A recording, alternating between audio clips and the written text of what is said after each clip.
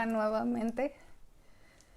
Damos gracias a Dios que podemos retomar las enseñanzas de esta serie. Señor, enséñanos a orar. Y bueno, el día de hoy vamos a la lección número 12. Seguimos con las distintas formas de oración.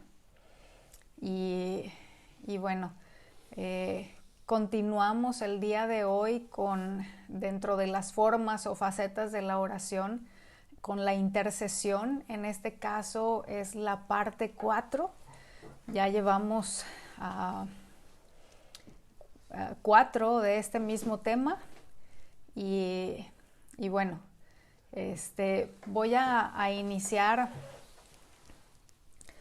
dando lectura a un escrito del que fuera pastor Andrew Murray. Ya hemos hablado de él anteriormente y voy a dar lectura a algo que él escribió para introducirnos en el tema de hoy. Entonces, vamos a verlo a continuación. Y dice: qué gracia tan indescriptible que se nos permita ir a Dios para interceder por las necesidades de otros. Qué bendición es tomar parte en la gran obra de Cristo como intercesor y unir mis oraciones con las de Él. Padre, permite que tu vida fluya en la tierra y llene los corazones de tus hijos, así como el Señor Jesús derrama su amor en intercesión constante en el cielo. Permite que así sea con nosotros en la tierra, es decir, una vida rebosante de amor e intercesión por toda la eternidad. Amén.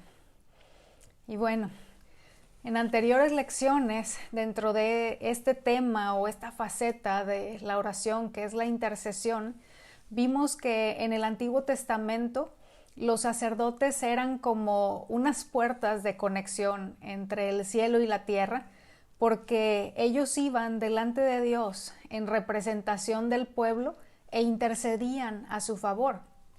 Y ahora cada creyente que como parte de nuestra identidad hemos sido hechos sacerdotes, tenemos, como leímos o como estamos viendo ahí en esta diapositiva, el privilegio y la bendición de unir nuestras intercesiones a las de Cristo, que es nuestro sumo sacerdote.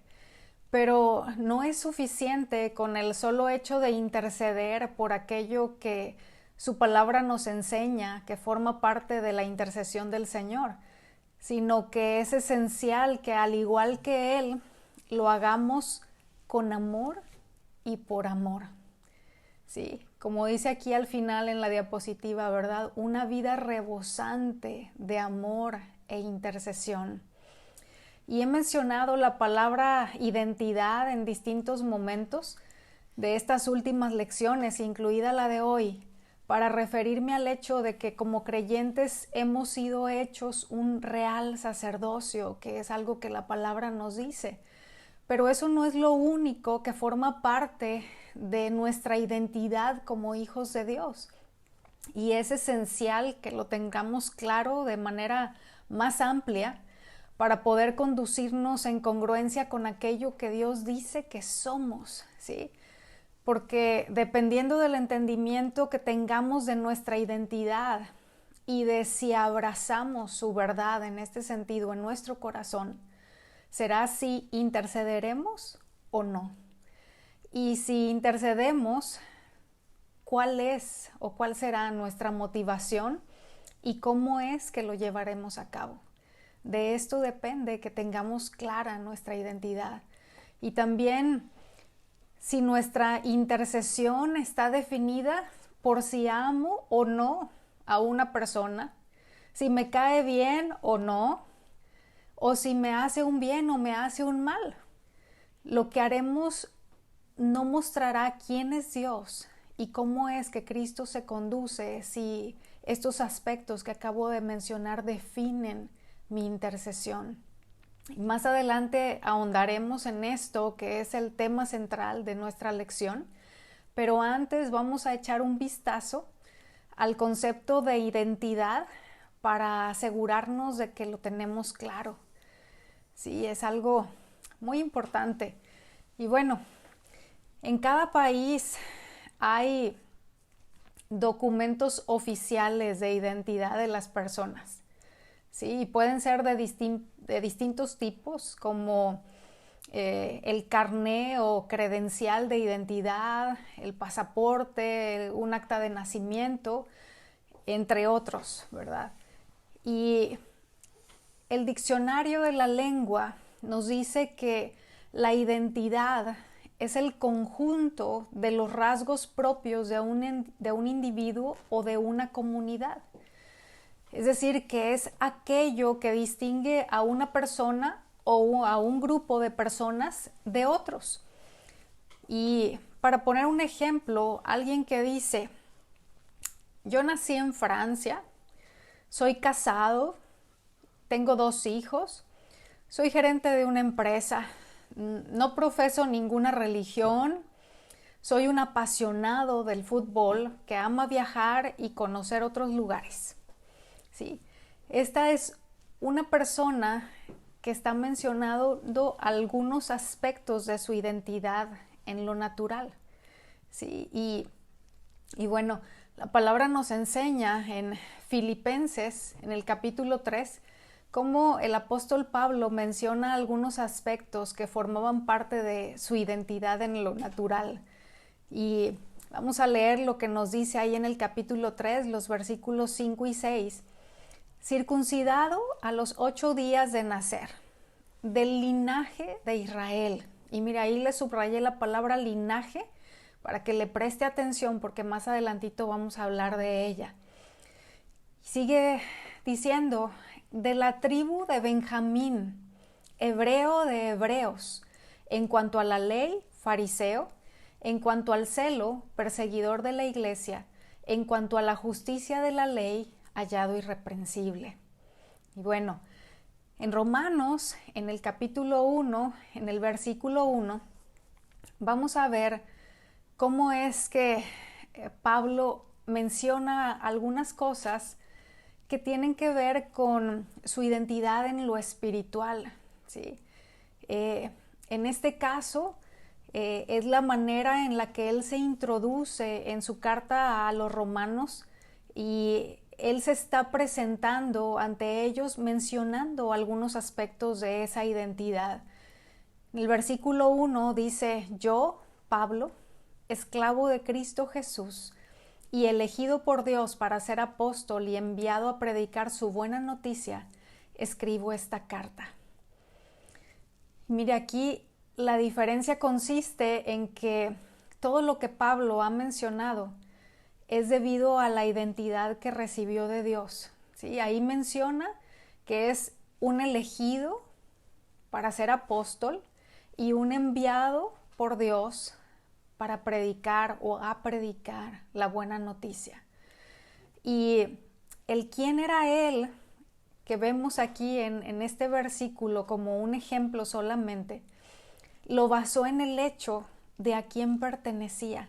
¿Sí? Porque lo primero que menciona después de decir su nombre es que era esclavo de Cristo Jesús. Es decir, lo primero que menciona es a quién pertenecía, es de quién era, esclavo de Cristo Jesús.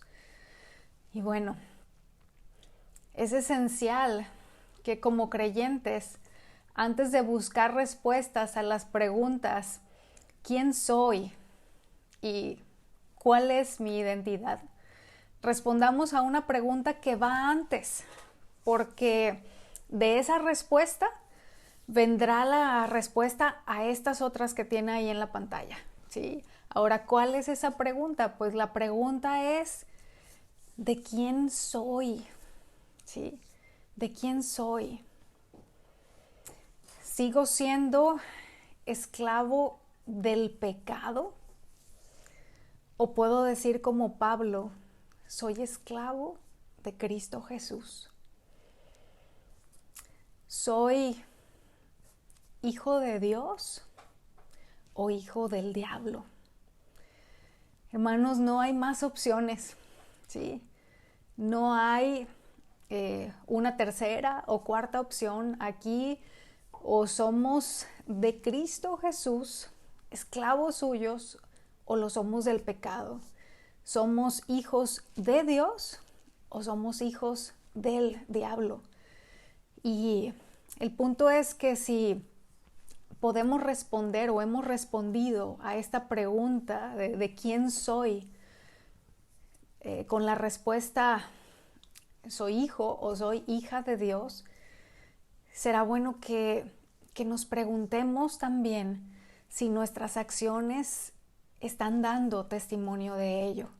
¿Sí? Si verdaderamente hay una congruencia entre a quién digo pertenecer y mi manera de conducirme. Y bueno, es parte de lo que veremos en alguna mayor medida el día de hoy. Y bueno, pues ahí tenemos un carné de identidad. Sí, aquí le quiero presentar a este personaje, por decir de alguna manera. Mire, su nombre completo es Serinus Canaria Domestica, pero de cariño le dicen Canario.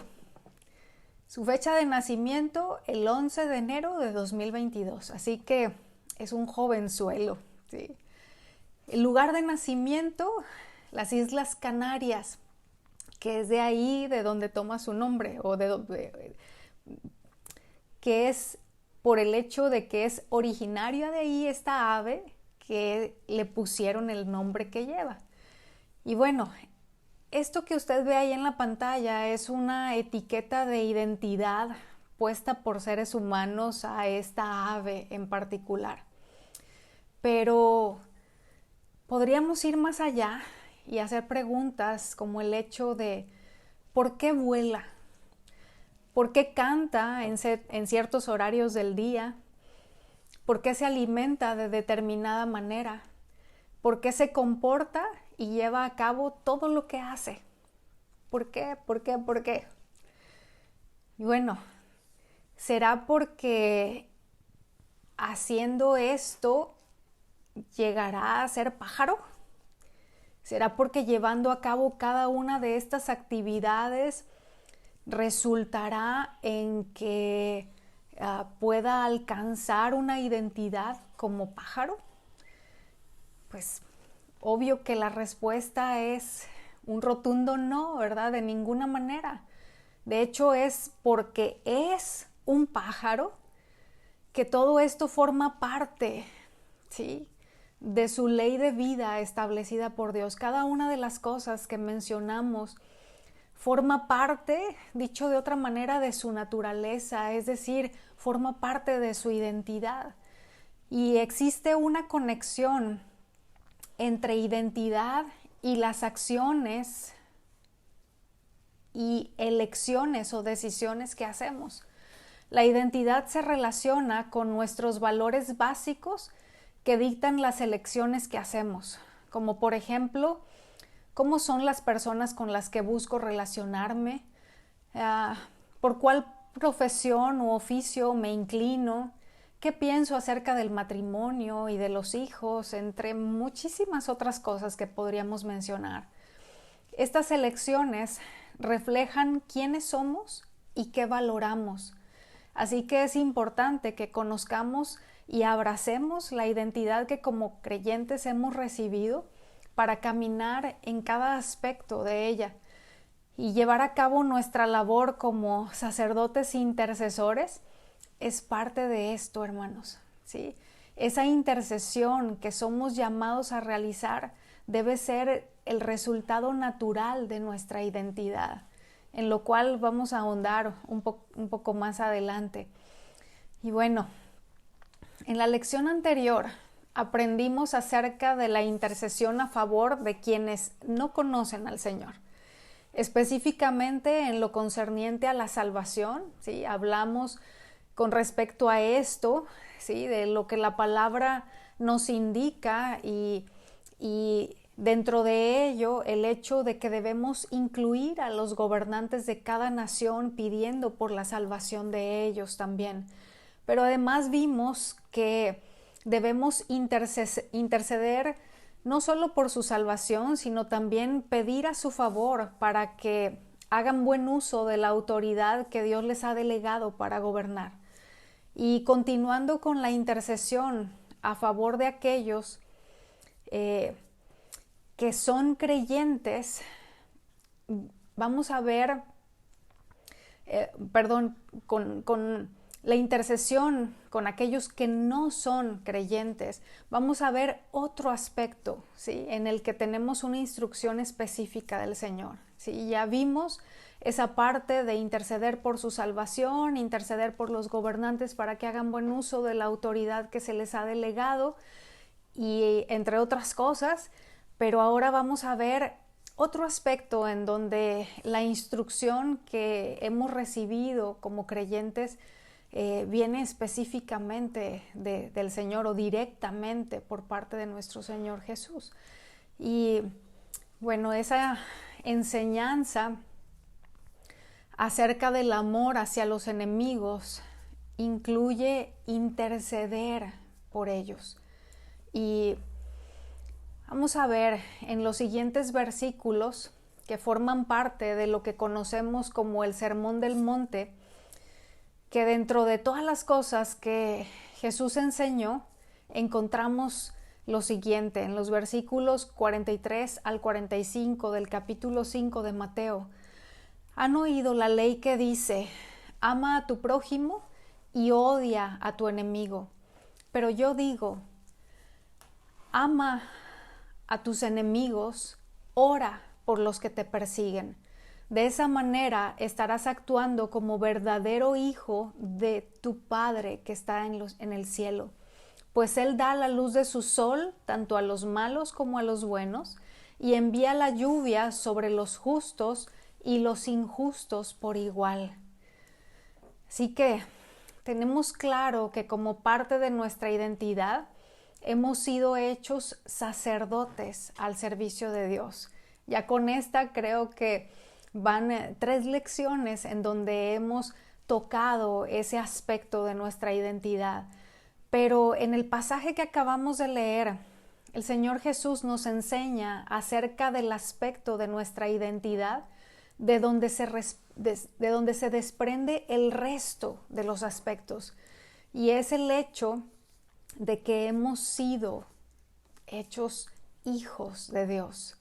Y en un momento más vamos a regresar a este pasaje, así que no lo pierda de vista, pero aquí el punto es esto que el Señor Jesús está estableciendo aquí de manera muy contundente, y es el que como hijos de Dios necesitamos manifestar esa identidad de formas que reflejen a aquel de quien somos hijos, y es parte de lo que veremos hoy un poquito más a detalle.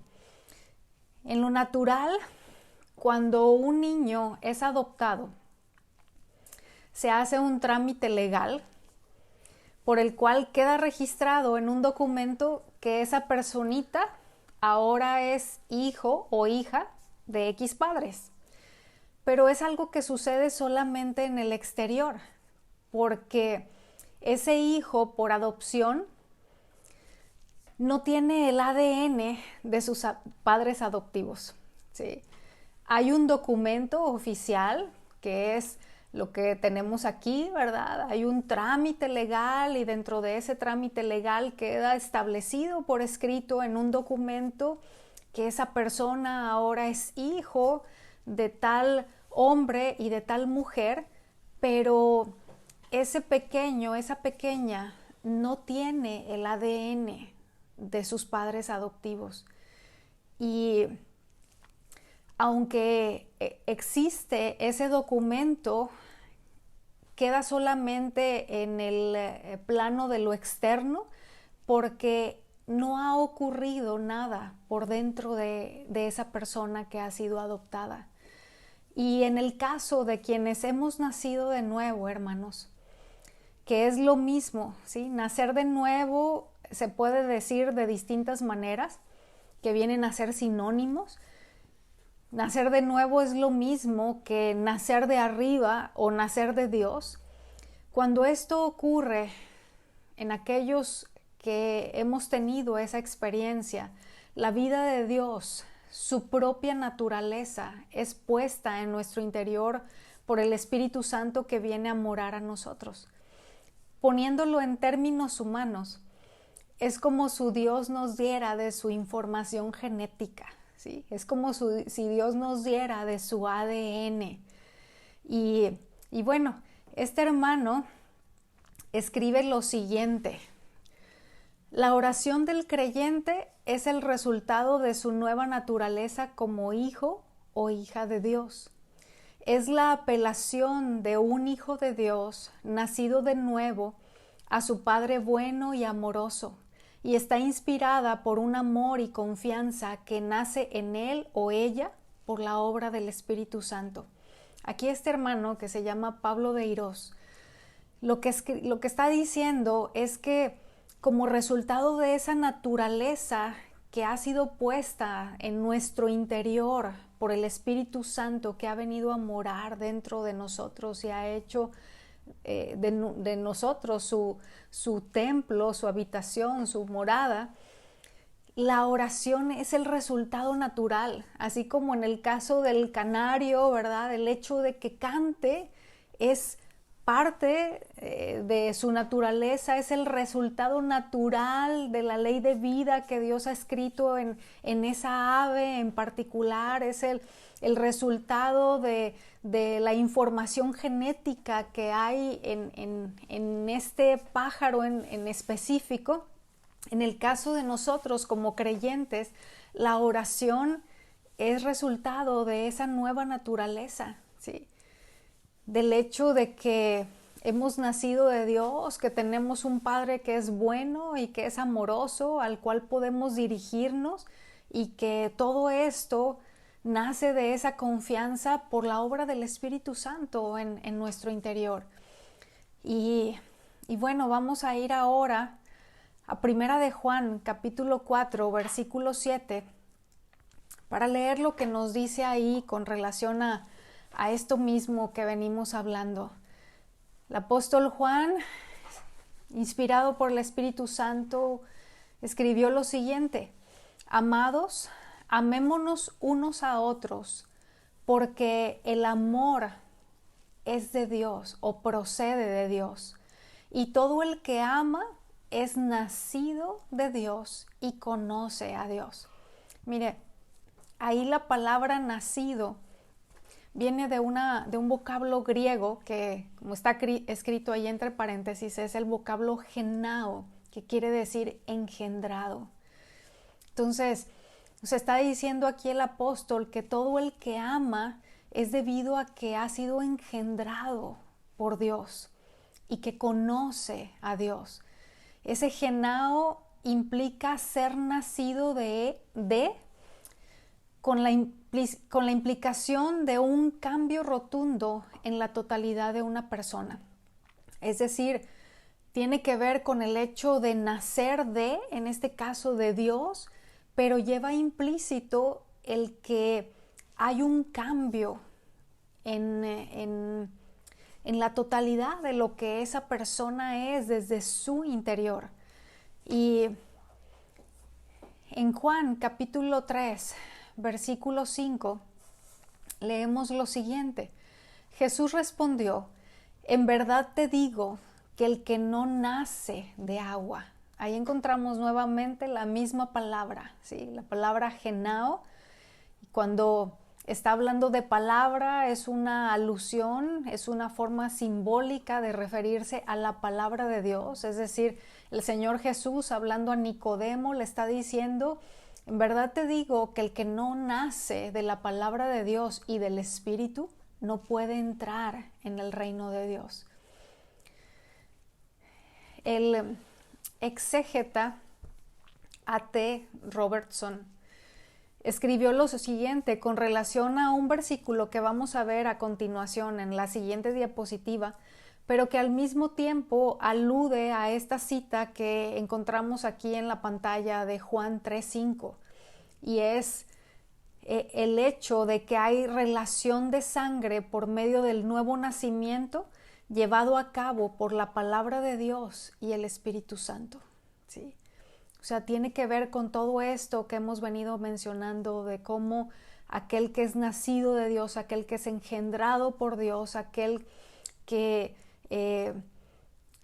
pues sí, eso, que ha nacido de Él, porque la palabra de Dios y el Espíritu Santo han llevado a cabo esa obra, tiene características de aquel por quien ha sido engendrado.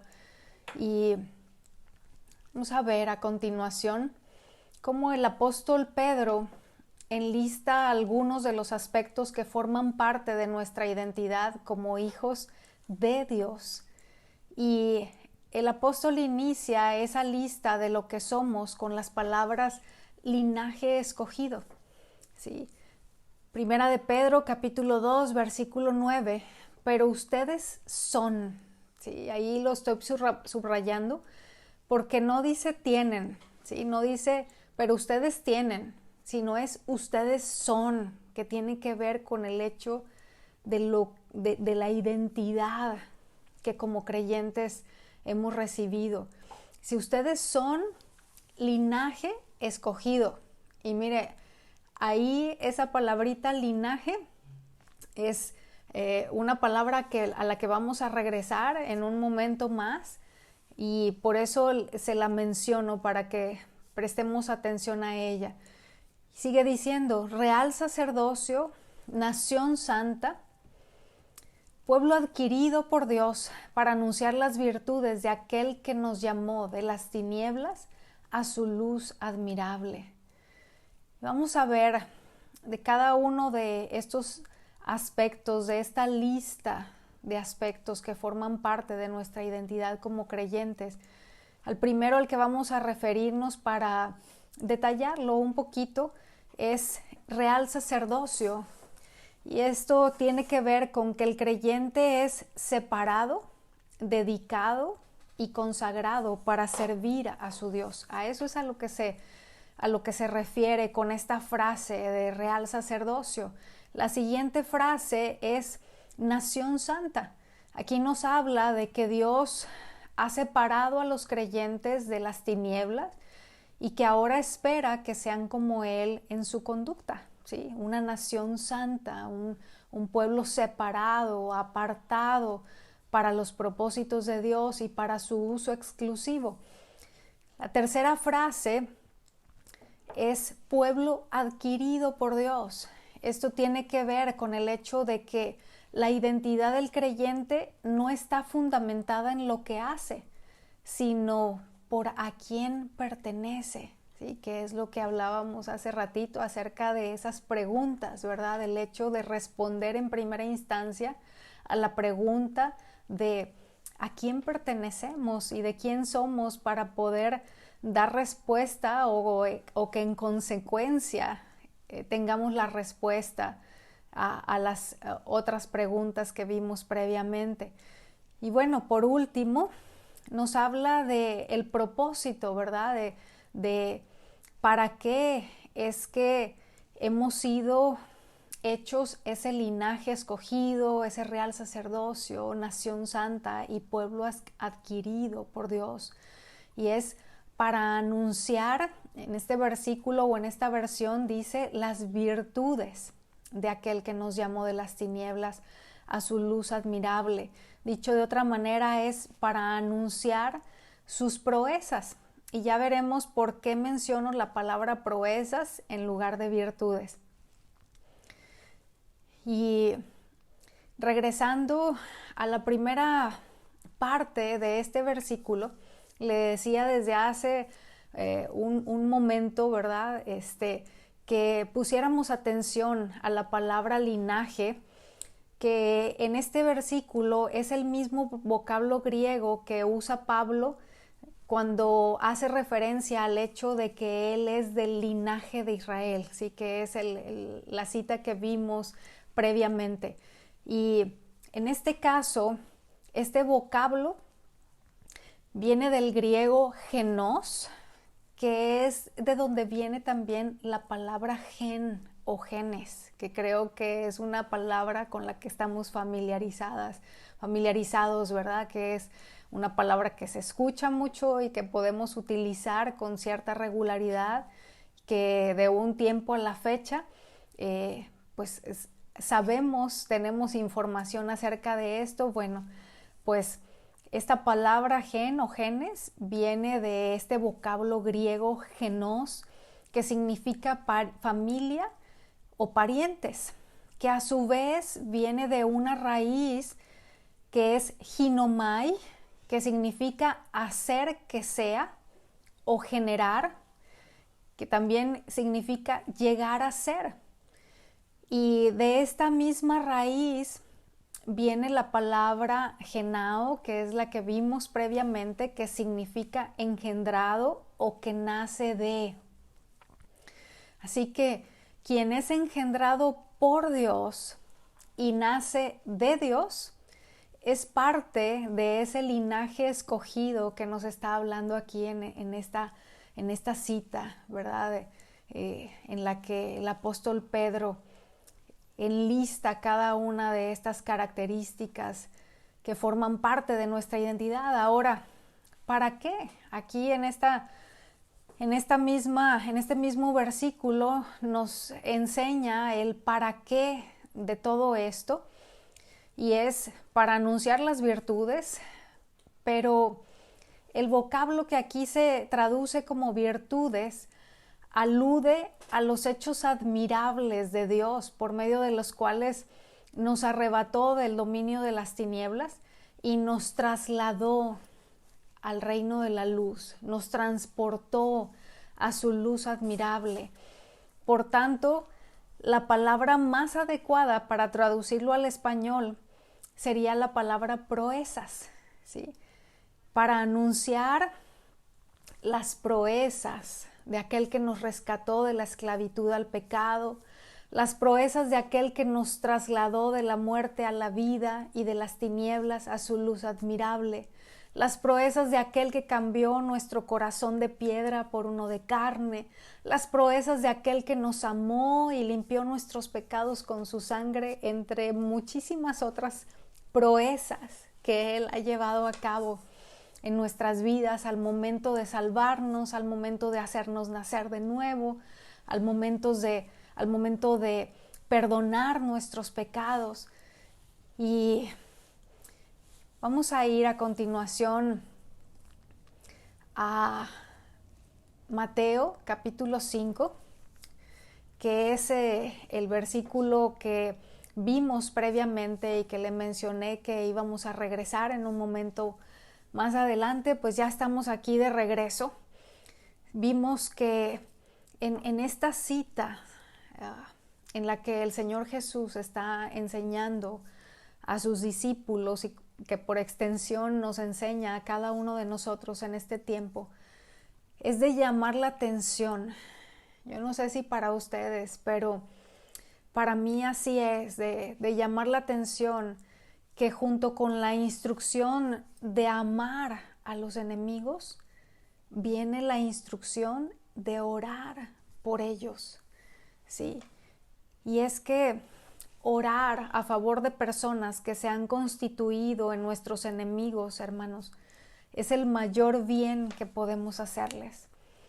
Es una manera alta de mostrar el amor de Dios.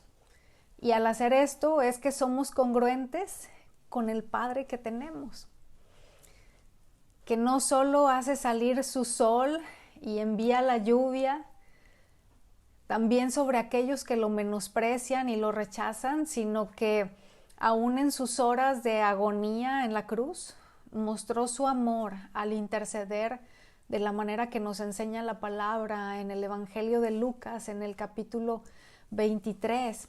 Vamos a leer el versículo 34.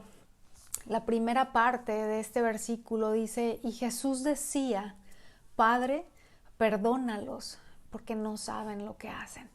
Y bueno, yo creo que ubicamos el contexto de estas palabras en el libro de los Hechos. ahí en esa cita que tiene usted entre paréntesis, capítulo 7, versículo 60, es otro ejemplo en el cual podemos ver pues algo de lo que es imitar el proceder, el accionar del Señor Jesús, en este caso con el ejemplo de Esteban, ¿verdad? Que nos habla ahí en esa parte acerca del momento en el cual él estaba siendo apedreado y estaba orando, pidiendo al Padre por perdón para aquellos que estaban constituyéndose en sus enemigos, ¿verdad? Y llevándolo hasta la muerte. Entonces, conducirnos de esta manera es vivir a Cristo, ¿sí? El apóstol Pablo dijo, porque para mí el vivir es Cristo, y es un versículo con el que estamos familiarizados, que muy probablemente no sabemos de memoria, aunque a veces creo que no entendemos en su totalidad lo que eso significa o que no lo tenemos tan claro, pero simplemente lo que significa es ese vivir a Cristo, es vivir como Cristo vivió. Sí, el decir, para mí el vivir es Cristo, para mí el vivir es hacerlo de la manera que el Señor lo hizo, es seguir su ejemplo, es imitarle, es seguir sus pisadas. Significa obedecer sus enseñanzas e imitar su ejemplo de completa obediencia al Padre y de servicio y amor por los demás. Y al hacer esto, mostramos su naturaleza y reflejamos su imagen, lo cual es una manera de glorificarle. Así que interceder por quienes nos insultan, nos persiguen, y aún por aquellos que atenten contra nuestra propia vida, es lo que hizo Jesús y es a lo que somos llamados como hijos de Dios. En Efesios capítulo 5, versículos 1 y 2 dice, puesto que son hijos, ¿sí? No es van a llegar a ser, no es si llevan a cabo esto o aquello, entonces como resultado van a ser hijos de Dios, como el ejemplo del pájaro que ponía yo hace un momento, ¿verdad? No es por el hecho de que esa ave canta y que se alimenta de cierta manera y que tiene ciertos hábitos, que entonces va a llegar a ser un pájaro o un canario, ¿no? En este caso, dice la Escritura, puesto que son hijos, ¿sí?, amados de Dios, procuren parecerse a Él, puesto que tienen esa identidad, puesto que ya esa parte ha sido llevada a cabo por Dios, puesto que ya han nacido de Él, procuren parecerse a Él. Versículo 2, y hagan del amor su norma de vida, pues también Cristo nos amó y se entregó a sí mismo por nosotros como ofrenda y sacrificio de olor agradable a Dios. Y bueno, en conclusión, si antes de haber usted escuchado lo que ha oído en esta lección, yo le hubiera preguntado de manera directa, vamos a suponer que yo hubiera estado en persona con usted, contigo, con cada uno de ustedes, en lo individual, por separado, y hubiera preguntado, ¿quién eres?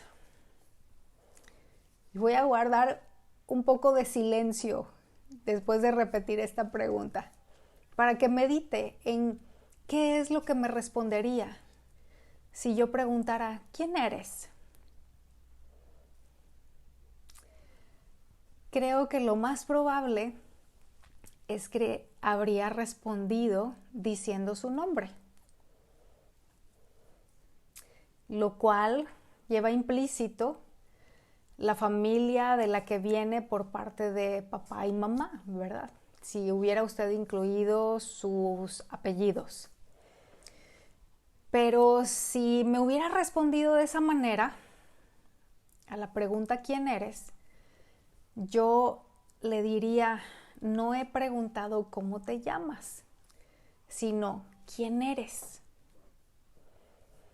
Y es posible que escuchando esto que le estoy diciendo, usted daría respuestas como, bueno, pues soy ama de casa o soy empleado de tal compañía o soy gerente de X negocio. Y yo, si recibiera ese tipo de respuestas, le diría que no estaba preguntando a qué se dedica, sino quién eres. Esto es, hermanos, a manera de ilustrar el hecho de que frecuentemente la identidad de los creyentes es definida en su totalidad por aspectos de esta vida que son solo temporales. Llámese familia, profesión, éxitos, riquezas, conocimientos e incluso los pensamientos o sentimientos que tenemos en lugar de lo que Dios declara. Hijos de Dios, engendrados y nacidos de Él por su palabra y el poder de su Espíritu, esclavos de Cristo, para mostrar las proezas que lleva a cabo cuando traslada a una persona de las tinieblas a su luz, y hechos sacerdotes para interceder por ellos, por amor y con amor, porque Dios lo ha derramado en nuestros corazones por su Espíritu. Y voy a leerle, ya para terminar, algo que nos lleva a concluir con todo esto que hemos venido viendo y a cerrarlo con este pensamiento, y es la bendición de una vida de intercesión. Vale la pena vivir para esta causa, saber que Dios nos usa como intercesores para recibir y dispensar sobre la tierra su bendición celestial y sobre todo el poder de su Espíritu Santo. Esta es la vida del cielo, la vida del mismo Señor Jesús en su amor sacrificial, tomando posesión de nosotros y urgiéndonos a que nos entreguemos totalmente para llevar la carga de las almas ante Él y rogar para que tengan vida. Bueno, pues con esto concluimos y vamos a orar. Señor, queremos darte gracias por tu palabra, darte gracias por cada una de las cosas que por medio de ella nos enseñas y por traernos luz, por darnos claridad. Queremos rogarte, Señor, que experimentemos el poder de tu Espíritu al manifestar tu amor en nuestra intercesión por quienes no te conocen. Aún, Señor, si se hubieran comportado como nuestros enemigos. Ayúdanos a seguir tu ejemplo, a imitarte, Señor, a mostrar nuestra identidad como hijos tuyos y a ser un reflejo de nuestro Padre que está en los cielos. En Cristo Jesús.